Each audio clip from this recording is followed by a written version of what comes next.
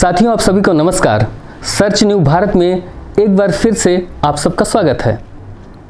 जीवन जीने के लिए क्या चाहिए? वही जो सदियों से चला आ रहा है, रोटी, कपड़ा और मकान। जीवन सरलता से जीने के लिए क्या चाहिए? बिजली, पानी, सड़क, चिकित्सा, शिक्षा, विकास और रोजगार। जीवन स्वतंत्रता से जीने के लिए क्या चाहिए? मौलिक अधिकार और आज़ादी। वही आज़ादी जिसका हम अनुभव कर सकें, वही आज़ादी जिसके लिए हम सदियों से लड़ते रहे हैं, जिसके लिए अंग्रेज़ों से लड़े, जिसके लिए बाह्य आक्रमणकारियों से लड़े। भारत के संविधान में 19(1)(a) के अंतर्गत सभी नागरिकों को वाक और अभिव्यक्ति की स्वतंत्रता मौलिक अधिकार के रूप में मिला हुआ है। भारत में मीडिया भी इसी स्वतंत्रता के अंतर्गत कार्य करता है। रिपोर्टर्स विदाउट बॉर्डर्स की अंतर्राष्ट्रीय संस्था ने एक रिपोर्ट में भारत में प्रेस की आज़ादी के बारे में वर्ल्ड प्रेस फ्रीडम इंडेक्स में आज़ादी के तौर पर विश्व में 161वें स्थान पर रखा है। यह चिंताजनक है।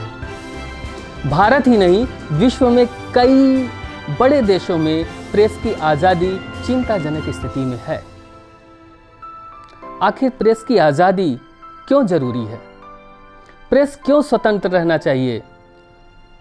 प्रेस की आज़ादी नागरिकों के लिए कितनी महत्वपूर्ण है?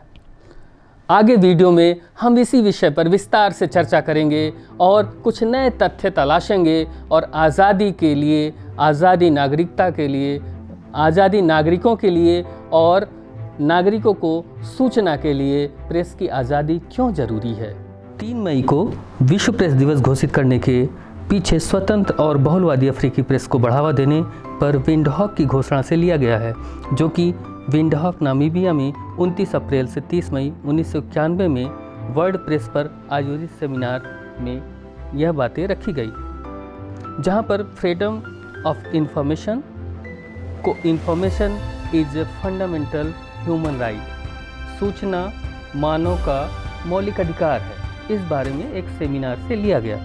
वर्ल्ड प्रेस फ्रीडम इंडेक्स की यदि हम बात करें तो पहले स्थान पर नॉर्वे, दूसरे पर आयरलैंड, तीसरे पर डेनमार्क, चौथे पर स्वीडन और 5वें पर फिनलैंड है।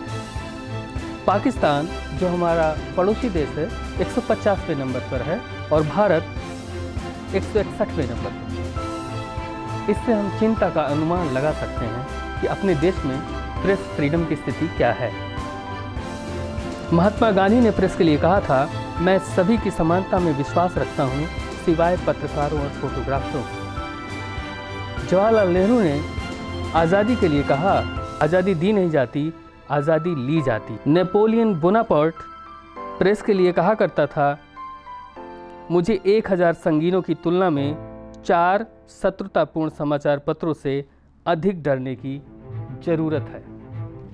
प्रेस की स्वतंत्रता और पत्रकारों पर आज से हमले नहीं हो रहे हैं। अंग्रेजों के शासनकाल में दमनकारी नीतियां अपनाई गईं, लेकिन आज देश आज़ाद होने के बाद भी पत्रकारों की स्थिति चिंताजनक है। दुनिया का कोई भी शासक नहीं चाहता है कि प्रेस उसके कार्यों की आलोचना करे। यहीं से प्रेस और सरकार के बीच एक टकराव की स्थिति उत्पन्न हो जाती है।